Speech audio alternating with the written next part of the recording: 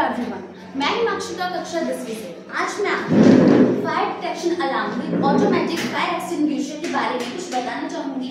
इस मॉडल को बनाने में मेरी सहायता मेरे सहपाठी हर्षिता और रिहान ने की है। इस मॉडल का काम है कि जैसे कि कहीं भी अननोनली किसी भी जगह पर, जैसे कि हॉस्पिटल, स्कूल या फिर किसी भी जगह पर अननोनली आग लग जाती है, तो ये अलार्म डिटेक्ट तो से कर लेता है पर उस आग को कंट्रोल नहीं कर पाता। तो हमने इस मॉडल के द्वारा आपको बताएंगे कि इसमें जो अलार्म है वो फायर को डिटेक्ट करने के बाद तुरंत ऑटोमेटिकली ही अपने आप ही उस फायर को एक्टिवेट कर लेता है, उसको मतलब बुझा देता है उस आग को। तो हम आपको इसके बारे में बताते हैं। इसके कंपोनेंट्स मेरी सहपाठी हर्षिता बताइए।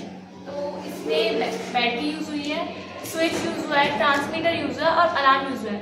बैटरी ट्रांसमीटर को एनर्जी प्रोड्यूस करती है जिससे अलार्म बचता है। सेंसर को मैं बताती हूँ कि हमने क्या क्या इसमें यूज किया है।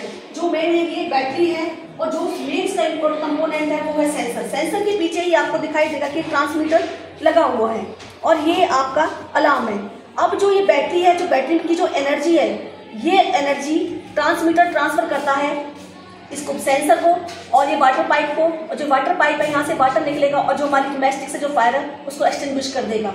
ना अब ये ध्यान आपको दिखाएगा कि कैसे ये वर्क करता है।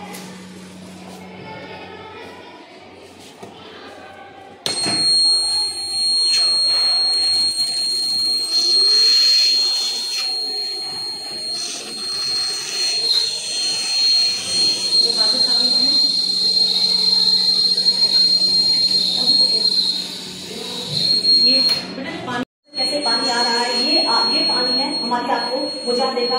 ऐसे ही ये सिस्टम वर्क करेगा और हम इस सिस्टम को कभी भी यूज कर सकते हैं जहाँ पे आग लगने के चांसेस ज़्यादा हैं, जहाँ शॉर्ट सर्किट के ज़्यादा है, जहाँ पे शॉर्ट सर्किट से चांस ज़्यादा है वहाँ हम पानी की जगह गैस यूज कर सकते हैं और वो फायर को एक्सटिंग्विश कर सकते हैं। Thank you.